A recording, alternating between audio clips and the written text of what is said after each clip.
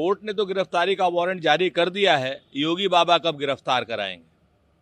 क्योंकि दोनों ही शासन और सत्ता के अभिन्न अंग हैं।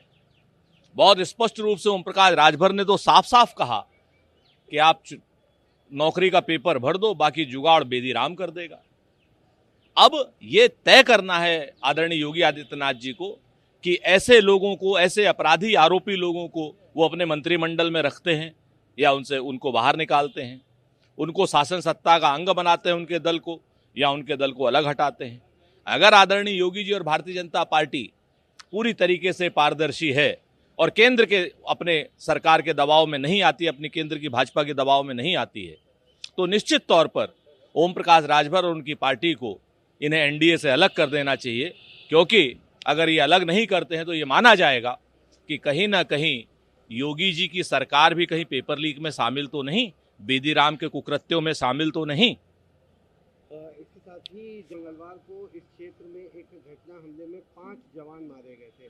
हालांकि सतर्क पुलिस अधिकारियों ने तुरंत जवाबी कार्रवाई की और आतंकवादियों को भागने पर मजबूर कर दिया, जिससे बड़ी त्रासदी टल गई। लेकिन जम्मू कश्मीर में कुछ दिन से लगातार देखा जा रहा है इस तरह की घटनाएं जैसे आम हो गई। जब से नरेंद्र मोदी जी की सरकार ने तीसरी बार शपथ ली है, तब से जम्मू और कश्मीर में आतंकवाद की घटनाओं में बहुत ज़्यादा वृद्धि हुई है।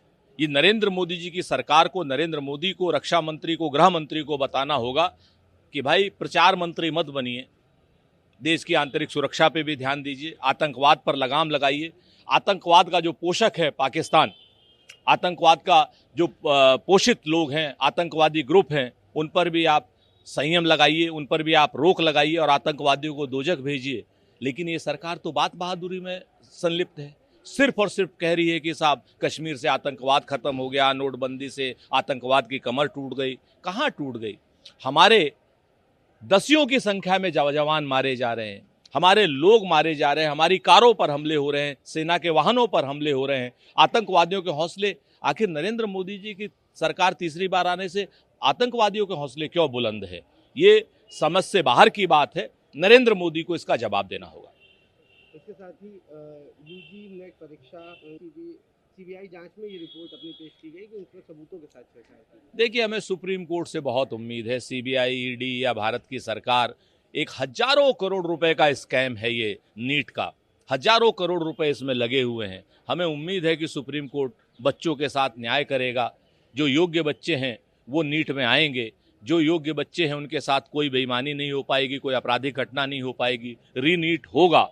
लेकिन सीबीआई हो, भारत की सरकार हो, या इन्होंने जो विशेष कमेटी गठित की है, ये सब लोग अपना काम ईमानदारी से नहीं कर रहे हैं, ऐसा लग रहा है। सरकार ने जिन लोगों की, विशेषज्ञों की कमेटी बनाई है, वो तो एजुकेशन पॉलिसी में तो अच्छा दे सकते हैं, लेकिन आपराधिक नियंत्रण में उनका कोई योगदान नहीं, क्योंकि उनमें से कोई भी पुलिस अधिकारी नहीं है। इससे स्पष्ट हो रहा है कि कहीं ना कहीं भारतीय जनता पार्टी कहीं किसी अपराधी को बचाने का प्रयास तो नहीं कर रही है। एक आखिरी सवाल रहेगा, ईडी ने आरोप पत्र में दावा किया है कि केजरीवाल आबकारी नीति। अब कितनी चार्जशीट ईडी लगाएगी?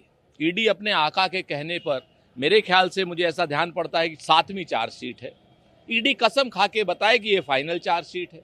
इससे पहले चार्जशीट लगाई, फिर पूरक चार्जशीट, फिर पूरक चार्जशीट, लगातार पूरक चार्जशीट ईडी लगाती रही है, जिससे स्पष्ट होता है कि कहीं ना कहीं ये राजनीतिक प्रतिशोध की भावना से उठाया हुआ कदम है। और हम तो कहते हैं अगर ये फाइनल चार्जशीट है तो कोर्ट जल्द से जल्द डिसाइड करे कि जिन जिन लोगों ने भी घपला किया है, जिन जिन लोगों ने इलेक्टोरल बॉन्ड से पैसे लिए हैं, जिन जिन लोगों ने कैश में चंदा लिया है, उस शरत रेड्डी के पिता को जिन लोगों ने टिकट दिया है, उन सब के खिलाफ एक समान कार्रवाई हो।